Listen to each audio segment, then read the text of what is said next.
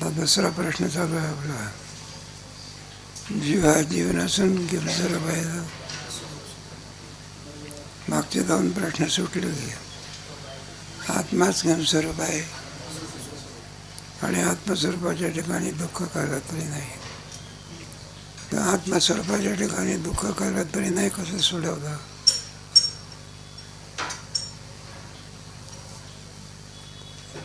आत्मस्वरूपाच्या ठिकाणी दुःख कालत्वरी नाही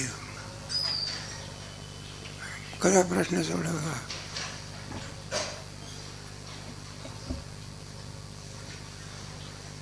भरपूर झालं ना आपलं. परमात्माचा आनंद स्वरूप आहे. काल बरं सांगितलं नाही. पण आत्मस्वरूपाच्या ठिकाणी दुःख काय नाही. मग कसं सोडवलं? आत्मस्वरूपाच्या ठिकाणी दुःख कालत्र नाही, परंतु मनुष्याला स्वतःच्या आत्मस्वरूपाचं ब्रह्मस्वरूपाने ज्ञान नसतं.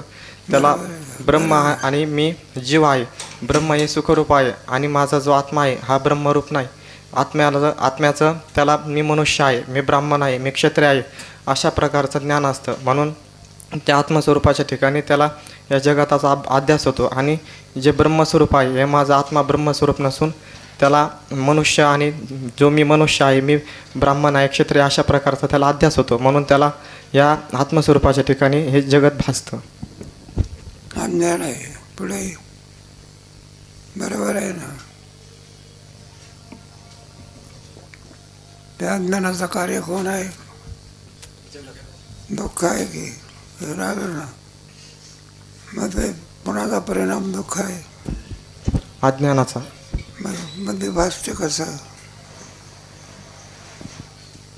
असून भासते का नसून भासते? काय करता बरं तू? इतकं विश्वास का बरं काय करता बरं? हातात विचार कोण टाकला? कुठे विचार सागर?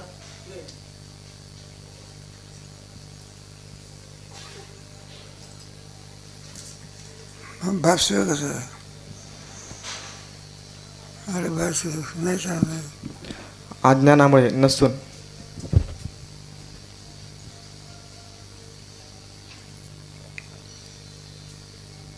नसून कसं भाष्य? मग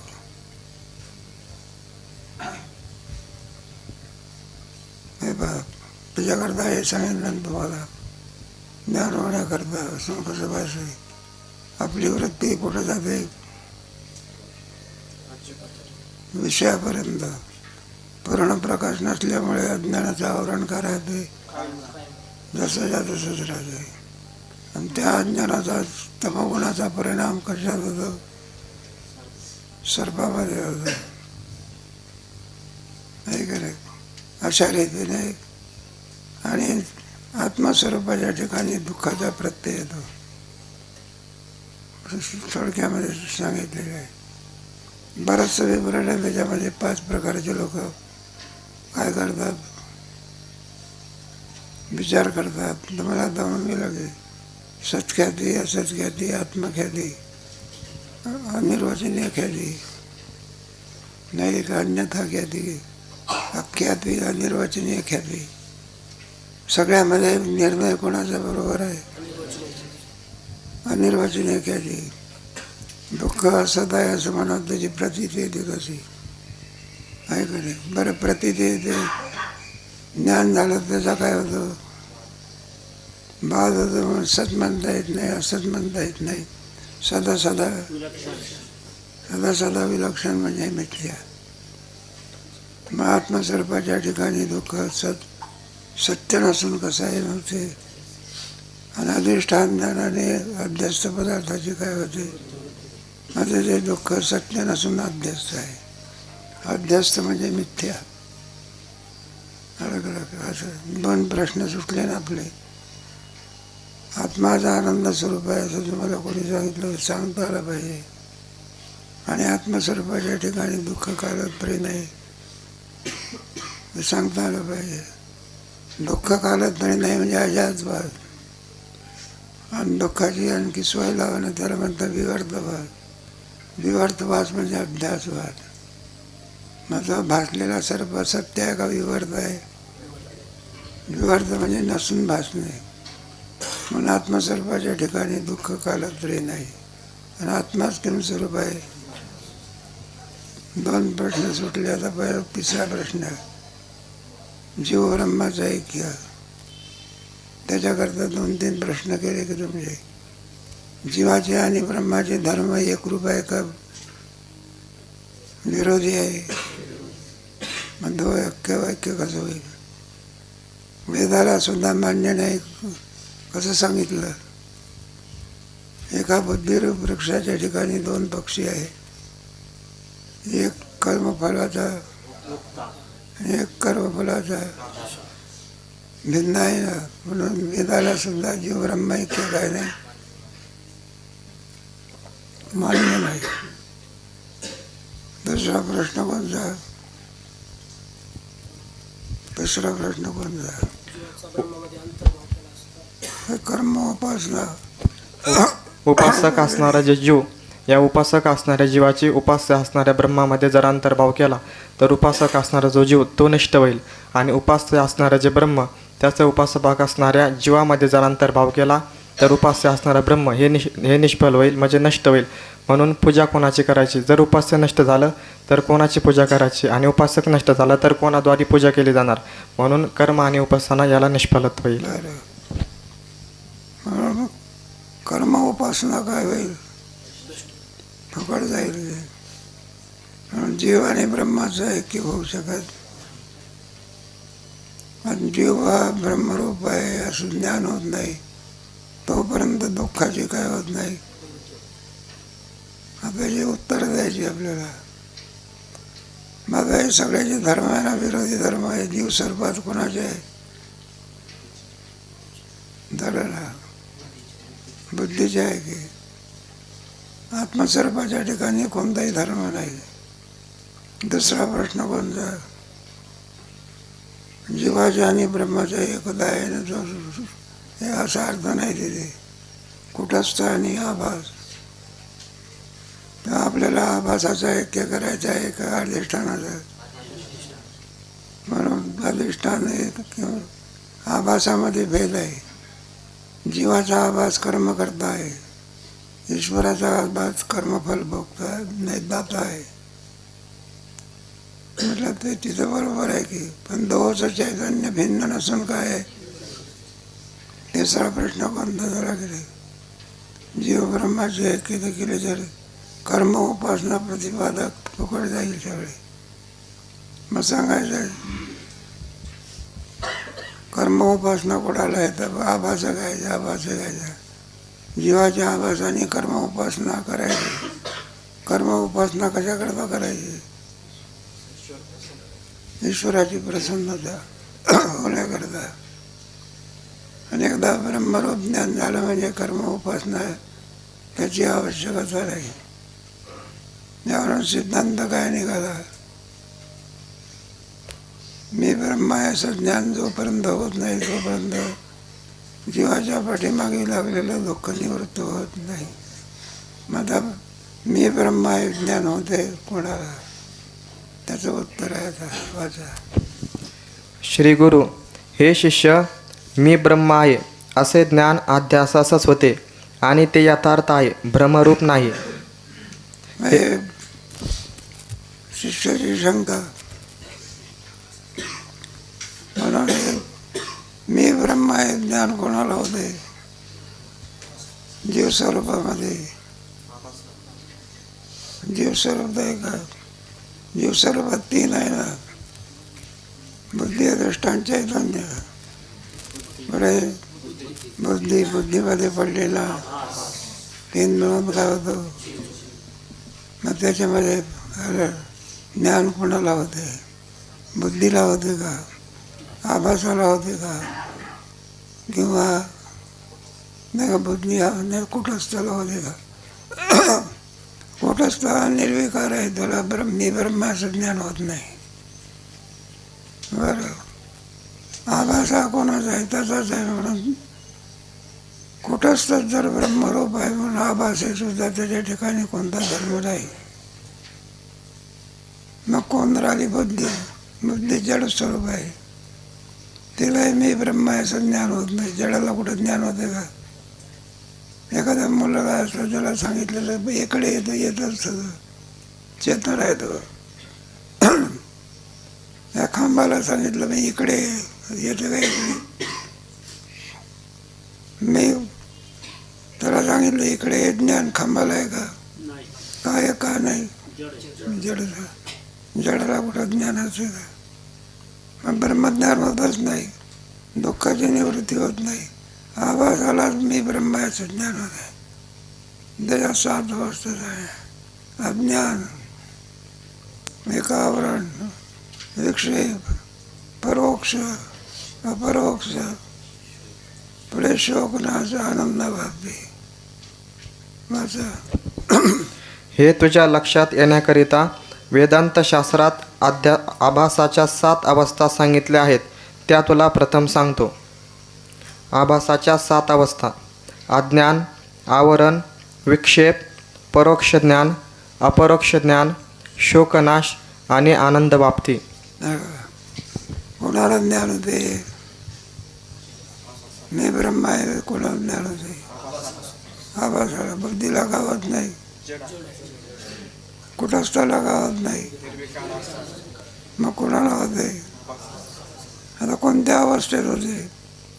त्याच्यात 7 काय केलेले आहे? अज्ञान म्हणजे काय?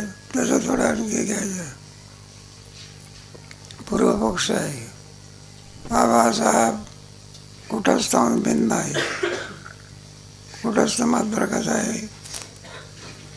त्याला ज्ञान होत नाही. आणि आभास कोण आहे?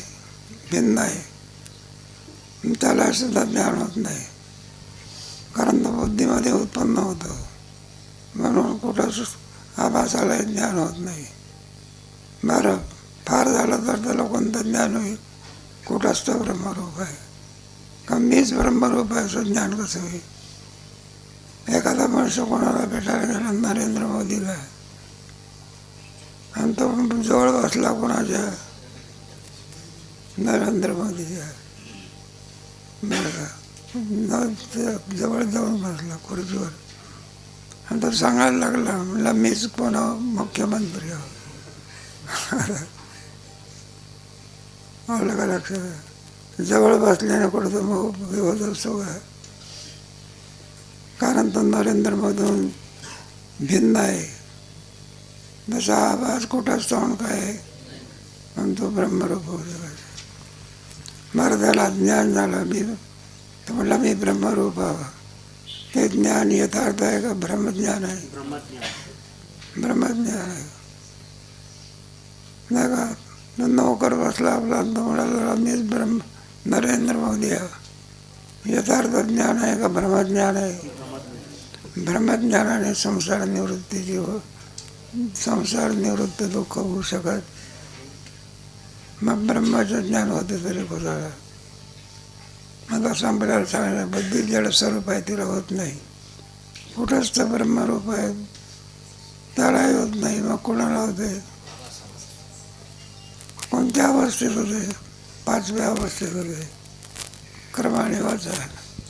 या 7 अवस्थांपैकी पहिल्या 3 अवस्था जीवास बंध हेतू आहेत, पुढच्या 2 मोक्ष साधन आहेत आणि शेवटच्या 2 मोक्षरूप आहेत.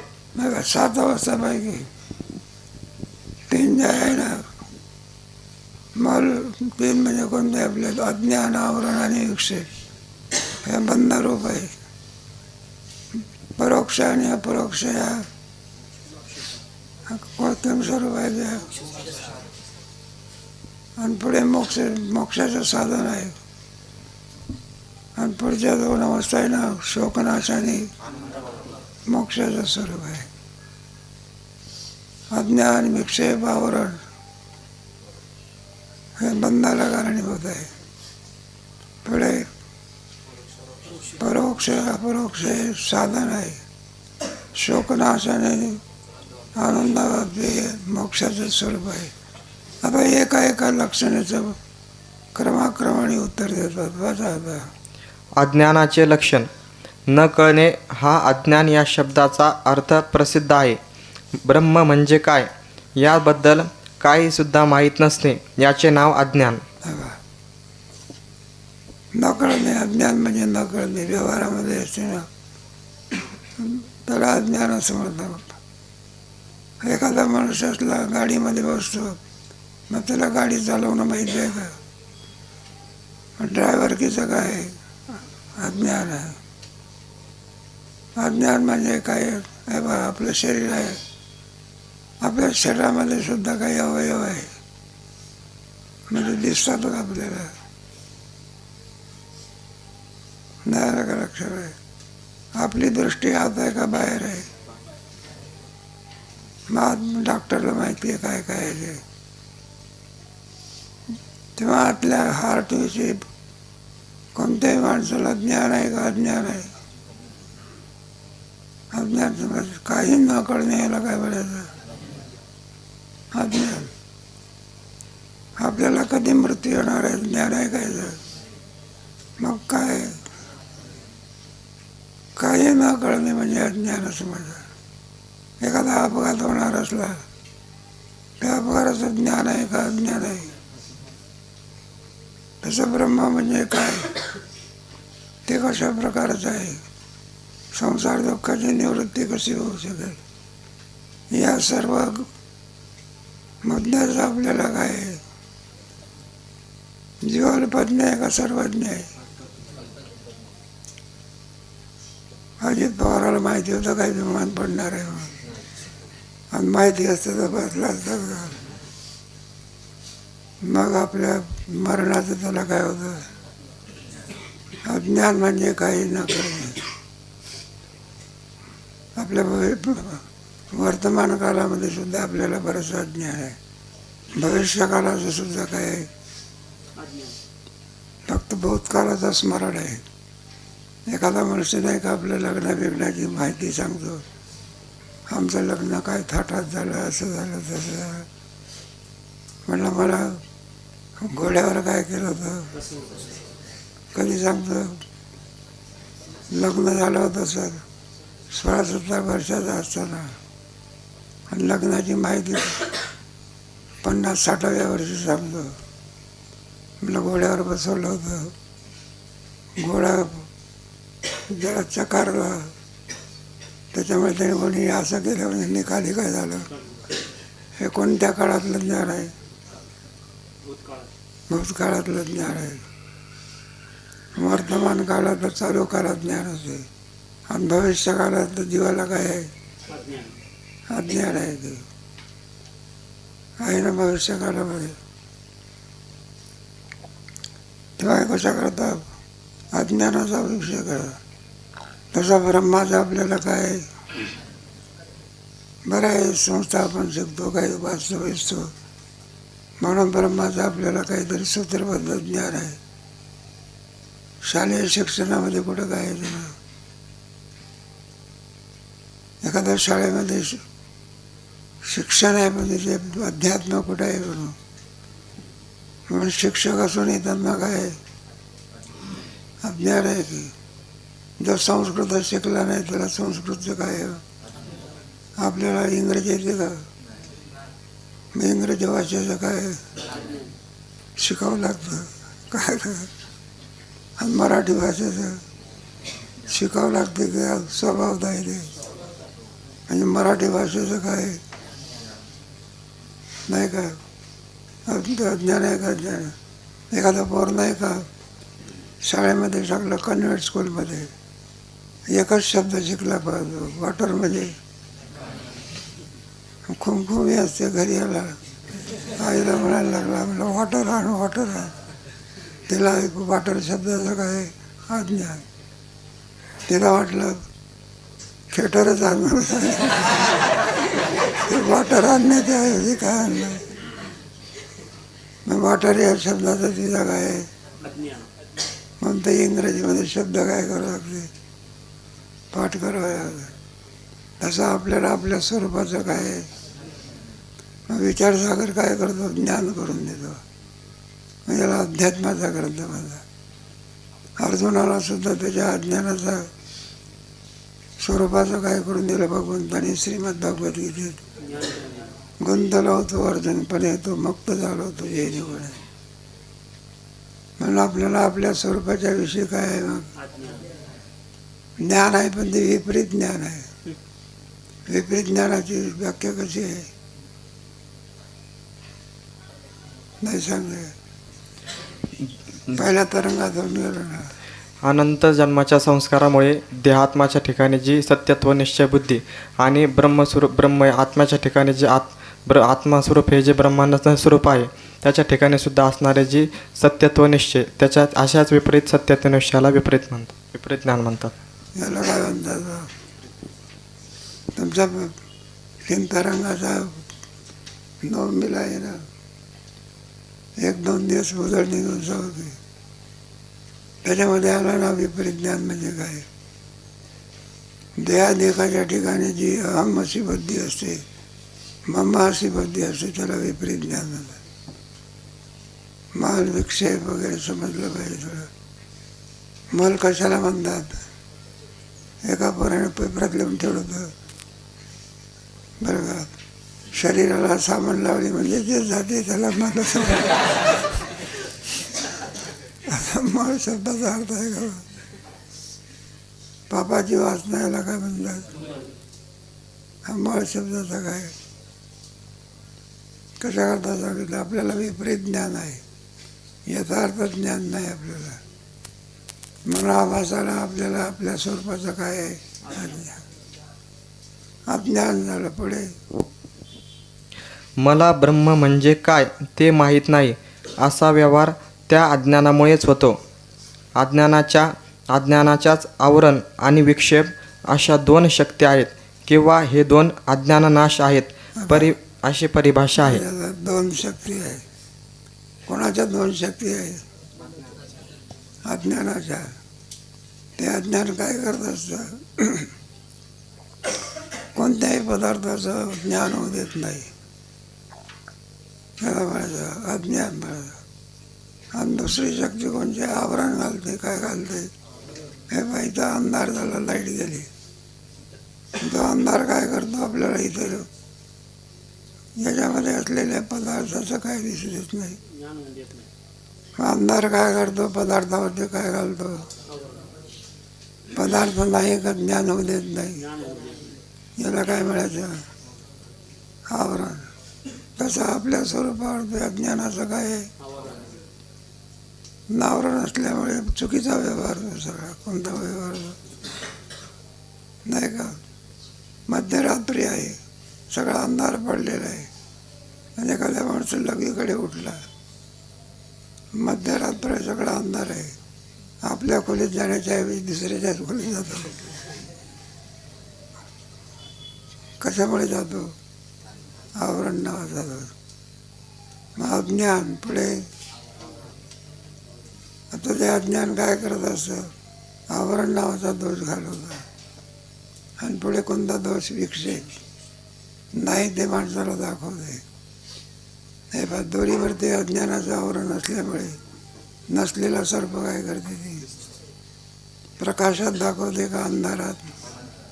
अंधारात दोरी का दिसत नाही, अंधाराचं काय आवरण आहे. दोरी नाही का दिसत नाही, का दिसत नाही, अंधारामुळे.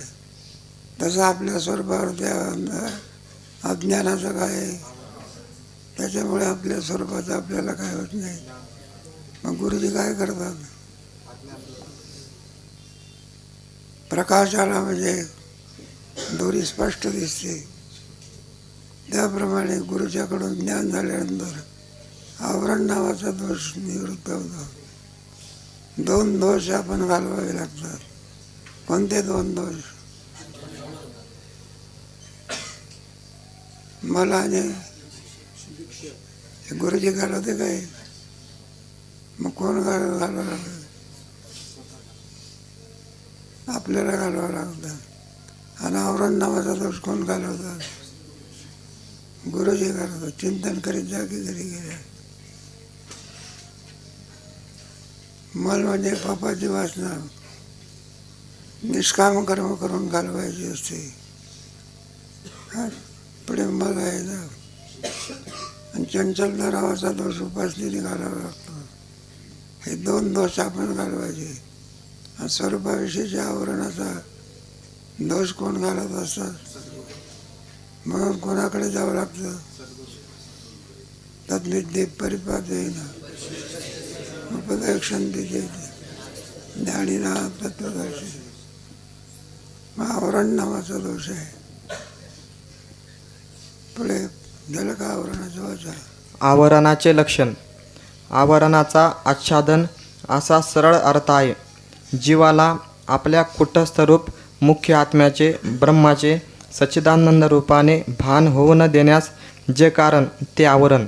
हे पहा, आवरण काय करते? आच्छादन करते. एखादा मृदंग असतो ना, त्याच्यामध्ये एखाद्या याचं काहीतरी करतात, आपले ठोकळा आणि त्याच्यात मृदंग ठेवतात. मग आपल्याला मृदंग दिसत नाही, त्याच्यावर रेखा दिसत नाही. ज्या डब्यात ठेवलेल्या आहेत त्या डब्याचं काय आहे? एखाद्या वेळेला पोरगा रे मृदंग घेऊन ये, तो टाळाचाच डबा घेऊन येतो. आवरण म्हणजे आच्छादन करणे. आपल्याला आपल्या स्वरूपाच्या विषयी काय आहे? अज्ञान आहे, ते आवरण घालतं. आणि पुढे त्याचं रूपांतर विपरीत ज्ञानात होतं. वस्तू जशी आहे तशी नाही कळाली, विपरीत रूपाने कळते. दोरी दोरी रूपाने नाही कळाली, कोणत्या रूपाने कळते? त्याला आवरण म्हणतात. एक अज्ञान, एक आवरण. पुढचं या आवरणाच्या दोन शक्ती मानतात. एक आभानापादक आणि दुसरी असत्वापादक. आता आवरणाचे दोन प्रकार. एक असत्वापादक, दुसरा आभानापादक. असत्वापादक म्हणजे ब्रह्म नावाची वस्तू नाहीच. जसं आणखी आहे का नाही, वंद्यापुत्र आहे का? एका पोरानं सांगितलं, म्हणले बाबा आहे. अरे कुठे पाहिला? आमच्या आईने दाखवला होता का तुझं रडणं थांबवण्याकरता? वंद्यापुत्र आहे का? मग जसा वंद्यापुत्र नाहीच आहे म्हटलं तर ते विपरीत ज्ञान होईल. वंद्यापुत्र आहे असं जर म्हटलं तर बाईला काय म्हणता येणार नाही. वंद्या म्हणता येईल का? जसा वंद्यापुत्र नाहीच त्याप्रमाणे कोणताही काय तुमच्या कशाचं लक्षण चाललं तर आवरणाचं चाललेलं. संपलं का आवरणाचं? नाही. त्याला असत्वपादक सांगत होता. जसा वंद्यापुत्र नाहीच, मागे नव्हता, आताही नाही, पुढे देखील होणार नाही, तो असत्वपादक आवरण म्हणत असतात तिला.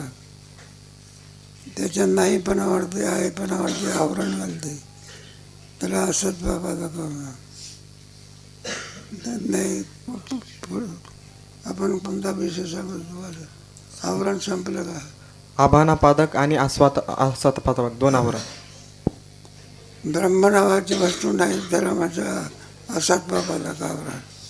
वंद्यापुत्र नाहीच त्याप्रमाणे आहे. ब्रह्म नावाची वस्तू नाहीच, तिला असत्वपादक आवरण म्हणतात. पुढे या आवरणाच्या दोन शक्तीमुळे ब्रह्माचे भान होऊ न देणे ते आभानापादक आवरण शक्तीचे कार्य आहे.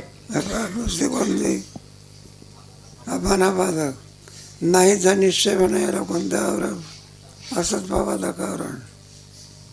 आणि ते ब्रह्म नाहीच, त्याचं भानच होऊ शकत नाही, त्याला म्हणायचं आभानापादक आवरण. नाहीचा निश्चय होणे याला म्हणतात असत्वपादक आवरण. आणि ती वस्तू नाहीच, भान न होऊ दे याला काय म्हणायचं? आभानापादक आवरण. आवरणाच्या दोन शक्ती, असत्वपादक आवरण आणि दुसरी कोणती?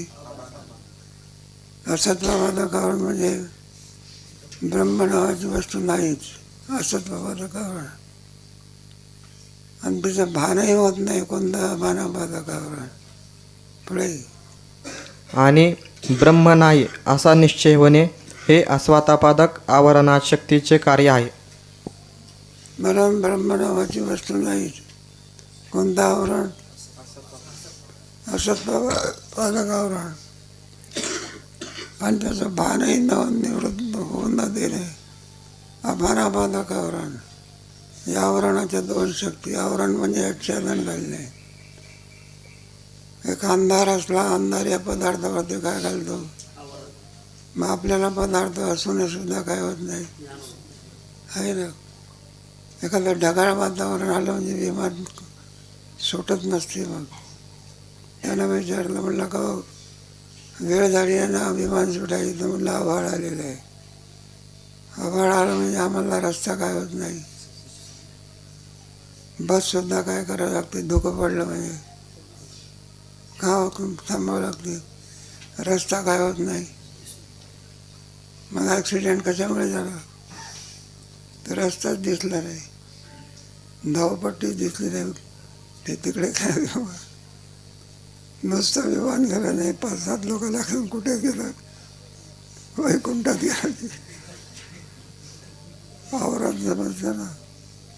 त्याप्रमाणे आपल्या ठिकाणी अज्ञानाचं काय आहे? आवरण आहे. त्याच्यामुळे आपल्याला आपल्या स्वरूपाचं काय होत नाही. विक्षेपाचे लक्षण. विक्षेप म्हणजे कार्य असा शास्त्रीय रूढ अर्थ आहे. ज्ञानात अज्ञानाचा परिणाम स्थूल सूक्ष्म शरीरे आणि त्या शरीराच्या ठिकाणी होणारा अभिमान व त्यापासून होणारी अनंत दुःखे इत्यादी सर्व जगत यास विक्षेप किंवा शोक म्हणतात. त्याला शोक असं नाही, त्याला हे म्हणतात आपलं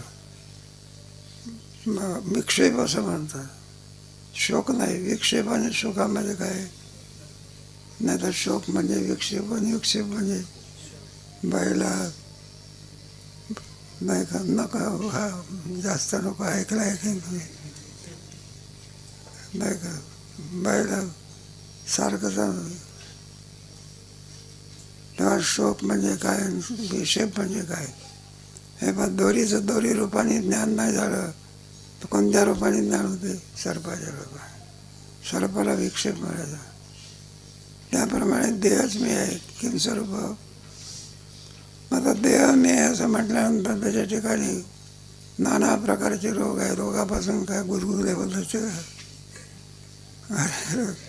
सर्पाचा पिलू काय गुदगुले करतं का?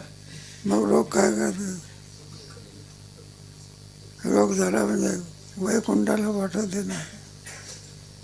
मग नाना प्रकारची शरीर, त्या शरीराच्या ठिकाणी होणारे रोग, त्याच्या ठिकाणी असणारे दुःख, नाना प्रकारचे हे विक्षेप, याला विक्षेप असं म्हणतात. दोरीवरती सर्पाचा विक्षेप झाला मग का सुख होत असते का दुःख होते? नाही का. रत्नाचा हार दिसला तर घेण्याकरता जातो आणि सर्प दिसला तर जातो. आम्ही एका ठिकाणी गेलो होतो बघा. धुरकरी चांगला शेतकरी होता. 8-10 मनुष्य होता चांगला. मारुतीचं देऊळ आला तिथे. तर म्हणले महाराज आमची इष्टदेवता आहे, आम्ही मारुतीचं दर्शन करून येतो. गाडी म्हटलं जरा थांब द्या. गाडी थांबवली. आम्ही आपल्या गाडीत बसलो होतो. तर म्हणलं काही नाही 2 मिनटात येतो जाऊन. तर दर्शन करायला गेला आणि 2 मिनटाच्या ऐवजी अर्ध्या तासाने आला बा. आम्ही म्हटलं इतका वेळ कशा करता? म्हणले महाराज वाचून लावलं. थरथर कापत होता बघा. म्हटलं काय घटना घडली कोणाला माहिती? म्हटलं हो अशी अवस्था का झाली?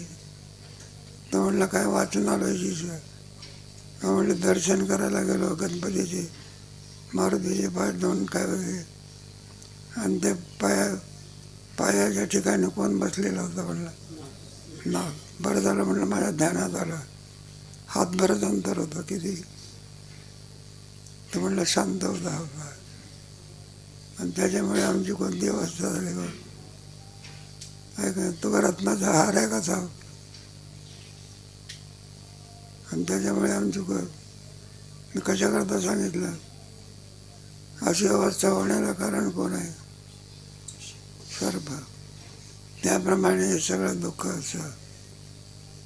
जशी आणखी त्या दुःखामुळे अवस्था होते, त्यामुळे हे आनंद दुःख आहे. एक दुःख आहे का? कोणाला कोणतं कोणतं दुःख असं सांगता येत. त्याला विक्षेप असं म्हणत आहे. आनंद प्रकारचे नाही का? व्यवहारामध्ये सुद्धा दुःख आहेत, परमार्थामध्ये सुद्धा दुःख आहे, पण निवृत्त होणारं दुःख आहे. संसारातलं जे दुःख आहे ते निवृत्त होत नसते. लग्न झालेलं आहे आणि बायकोचं त्याचं काय होत नाही, पटत नाही. ती म्हणते सिनेमाला चला आणि हा काय म्हणतो, पटते का? श्रीमंती भरपूर आहे पण पोराचं आणि बापाचं काय होत नाही. आहे का नाही सगळं? त्याला म्हणून संसारामध्ये एकच दुःख आहे की आनंद दुःख.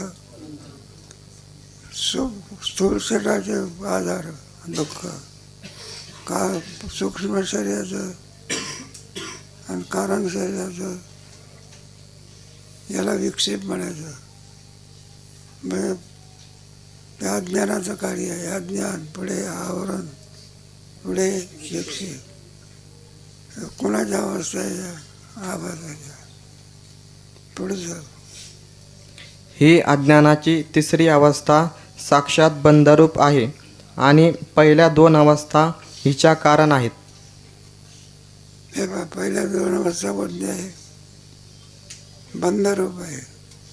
अज्ञान आणि आवरण हे बंधरूप आहे. विक्षेप कोणती सांगितली? ही साक्षात बंधरूप आहेत आणि पहिल्या दोन अवस्था हिच्या कारण आहेत. माझं नाही आमच्या लक्षात आलं. ही अज्ञानाची विक्षेप म्हणजे ही अज्ञानाची तिसरी अवस्था आहे, साक्षात बंधरूप आहे आणि पहिल्या ज्या दोन अवस्था आहेत त्या हिच्या कारण आहेत. कारण आणि कार्य, अज्ञान आणि विक्षेप, अज्ञान आणि आवरण. ही अवस्था कशी आहे? बंधाला कारण आहे आणि विक्षेप अवस्था ही बंधरूप आहे. थोडा फरक करायचा. बंध कोणाला म्हणजे कुठे कुठे अज्ञानालाही बंध म्हटलेलं आहे. अज्ञान हे सुद्धा बंधाला कारणीभूत आहे. बंध समजते ना? मोक्ष आणि बंध. ज्याच्याजवळ ज्ञान आणि जो परिवृत्त झालेला आहे त्याला मुक्त असं म्हणायचं. थोडक्यातला अर्थ, पिंजऱ्यातला पोपट कसा आहे?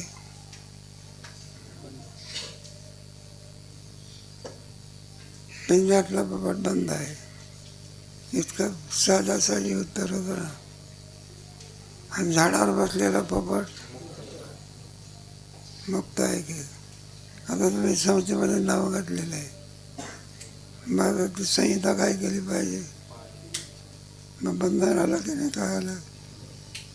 मला 4 वर्ष सुटले, त्याला काय बंधनातून का झाला? सुटला की बंध आणि विक्षेप. म्हणून ते 2 अवस्था आहे बंधाला कारणीभूत आहे आणि 3 आणखी 2 अक्ष आहे साधनाला कारणीभूत आहे. त्याच्यामध्ये परोक्ष आणि अपरोक्ष आहे ना. विक्षेप म्हणजे याचे सगळ्यात जगताला विक्षेप आहे. ते ऐकून तुम्हाला वाईट वाटेल. वेदांतशास्त्रामध्ये जगत सगळा विक्षेप आहे. याची निवृत्ती करायची असेल तर अधिष्ठान अपरोक्ष ज्ञान आणि त्याची निवृत्ती आहे. मग 2 परोक्ष ज्ञान आणि अपरोक्ष ज्ञान हे दुःख निवृत्तीची साधन आहेत. पुढे वाचा. परोक्ष ज्ञानाचे लक्षण: सत्संगतीने आणि सत्शास्त्र ऐकून सच्चिदानंद ब्रह्मरूपाच्या अस्तित्वाबद्दल निसंदेह ज्ञान होते, त्यास परोक्ष ज्ञान म्हणतात. परोक्ष ज्ञान म्हणजे काय?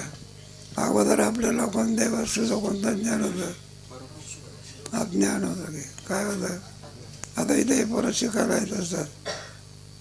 शाळेमध्ये काही संस्कृत झालेलं असते आणि इथं आलं म्हणजे अरे संस्कृतचा पाठ घेतो का तो? तो संस्कृत शिकणारा म्हणजे नुसतंच नाव घातलेलं आहे.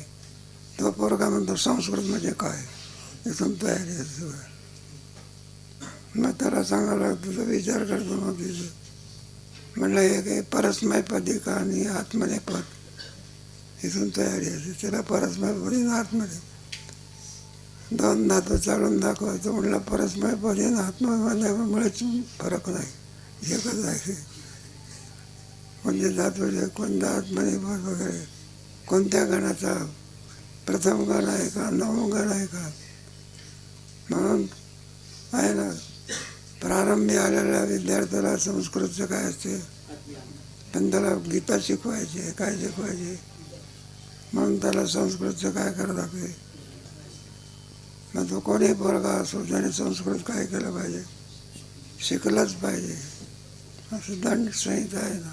पुढे या परोक्ष ज्ञानाने ब्रह्म नाही अशा असत्वापादक आवरणाचा नाश होतो.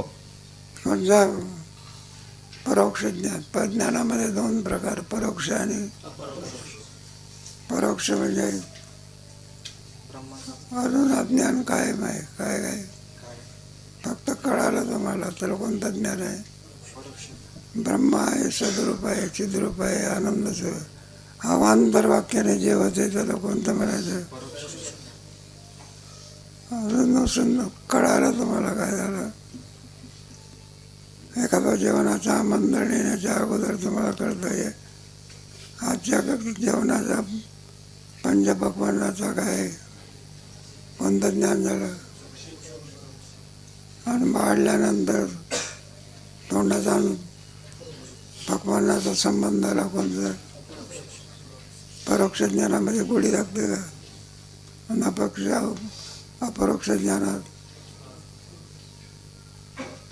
अपरोक्ष ज्ञानात जिभेचा आणि पदार्थाचा काय तो. त्याला विचारला कसं लागते, म्हणलं गोड लागते. कोणतं ज्ञान, अपरोक्ष ज्ञान. पाहिल्यानंतर अपरोक्ष ज्ञानाचे लक्षण. मी सच्चिदानंद बरोबर आहे की वाचा तेवढं घेऊन. मी सच्चिदानंद ब्रह्मरूप आहे असे आत्म्याचे ब्रह्मरूपाने जे निसंदेह ज्ञान, त्यास आत्म्याचे अपरोक्ष ज्ञान म्हणतात. मी देह आहे ज्ञान. अहम ब्रह्मास्मी अशी वृत्ती. शास्त्रागारामध्ये 4 प्रकारचे महावाक्य सांगितलेले आहे. 1 तत्वमसी, 2, 3 आणि 4. याच्यामध्ये भेद सांगितलं का अभेद सांगितला. अभेद सांगितला. मग तत्वमसी वाक्य काय करतं, देव या वृत्तीला काय करते. आतापर्यंत काय समजत होतं, मी देह आहे. गुरुच्याकडून ज्ञान झाल्यानंतर काय समजलं लागलं, मग मी ब्रह्मा ही वृत्ती काय करते, देव या वृत्तीला काय करते. आणि मग कोणती वृत्ती तयार होते, मी देह नसून किम स्वरूप. लग्न काय करते. एखादी गरीबाची बाई आहे, राजाच्या पोराशी लग्न आहे. माझं लग्न काय करते, त्या गरीबाच्या पोरीला किम स्वरूप करून टाकते, राणी करून टाकते. कोण करते, लग्न करत असे. मग ती आता आपल्याला काय देईल, मी फेणे फरणं बेचाराने बाई आहे असं म्हणते का ती. मग कोणत्या पदावर आली, मी राणी आहे. त्याप्रमाणे अहम ब्रह्मास्मी ज्ञान कोणाला घालवते, मी मनुष्य या बुद्धीला काय करते. आणि मग कोणत्या बुद्धीवर आणून ठेवते, मी ब्रह्म आहे. ब्रह्म माझ्याहून काही नाही, मी किम स्वरूप आहे. याला कोणतं ज्ञान. आणि हा अपरोक्ष ज्ञानाचा आहे. पुन्हा अवस्था आहे शोकनाश. आणि पुढे शोकनाश म्हणजे काय, ते तर व्यवहारातला नाही घ्यायचा. एखाद्या बाईचा एकुलता एक मुलगा जर वाढला तिला काय होतं, ते समजावणं कठीण जात असतं. हा शोकच आहे. पण वेदांतातला परमार्थातला शोक कोणता आहे,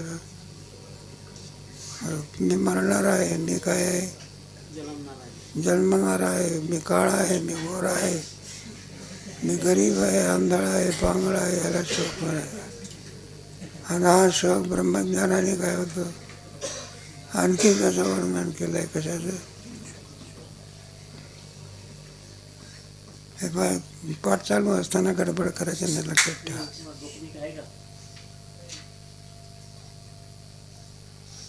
वेदांत काय करते रे? दातार काय केलं? ऐकण्याचं शिस्तीने ऐकायचं बरं का. हे आम्ही जे सांगतो तुम्हाला याचं काय उद्योग नाही म्हणून सांगतो का? दुसरे लोक म्हणतात पाठाला यायचं का, बसायचं का, ऐकायला पाठाला. आम्ही म्हणतो विद्यार्थ्याकरता पाठ आहे. तुम्हाला ऐकायचं असेल तर प्रवचन आहे, तिकडे जागे. त्या आणि तुम्हाला दुसऱ्या दिवशी विचारलं तर काही नाही, काय म्हणते झालं तसेच आहे. घरी जाऊन काय केलं पाहिजे, चिंतन केलं पाहिजे. उगीचाच वेळ घाल पाहिजे, काय ते प्राप्त झालं पाहिजे. नाही तर मग विचार परीक्षा झाली 2 मार्क आणि 3 मार्क. चिंतन करायचं बरं का. कोणता विषय चालला होता आपला? परोक्ष, पुढे आता पुढे अपरोक्षाचा आणखी विवरण व्हायचं आहे. त्याचा विचार कधी करू?